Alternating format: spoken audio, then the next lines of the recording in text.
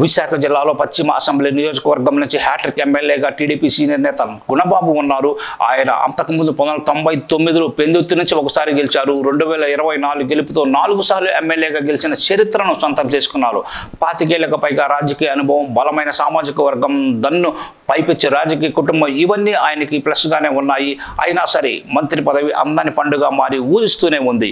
గణబాబుకు 2014 నుంచి 2019 మధ్య సాగిన టీడీపీ ప్రభుత్వంలోని మంత్రి పదవి ఖాయమనుకున్నారు. పైగా ఆయన స్వతహాగా క్రీడాకారుడు కాబట్టి ఆయనకు ఎంతో ఇష్టమైన క్రీడల మంత్రిత్వ శాఖ ఇస్తారని కూడా అప్పట్లో ప్రచారం అయితే సాగింది. విస్తరణ జరిగిన 5 ఏళ్లు మంత్రిగా గంటా శ్రీనివాసరావుని విశాఖ అర్బన్లో ఉంచేశారు. కానీ గణబాబుకి ఛాన్స్ అయితే దక్కలేదు.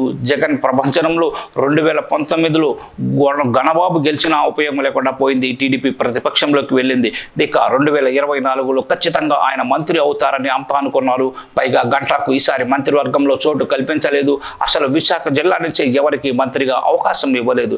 దాంతో మంత్రి పదవికి సంబంధించి గణబాబు ఆశలు ఇంకా సజీవంగానే ఉన్నాయని అంటున్నారు. తాజాగా ఆయన పుట్టినరోజు వచ్చింది. దాంతో అభిమానులు, అనుచరులు ఆయనను అభినందిస్తూ రానున్న రోజుల్లో ఉన్నత శిఖరాలకు మరిన్ని అధిరోహించాలని కోరుకుంటున్నారు.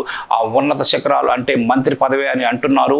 ఇంకా ఏపీలో కూటమి ప్రభుత్వం 4 ఏళ్ల పాటు ఉంటుంది. ఈసారి విస్తరణలో అయినా గణబాబుకు మంత్రి పదవి ఖచ్చితంగా దక్కుతుందని అంత ఆశతో ఉన్నారు. ఉత్తరాంధ్రలో బలమైన గవర సామాజిక వర్గం నుంచి మంత్రి పదవిని పొంది 15 ఏళ్ల పైమాటే అవుతోంది.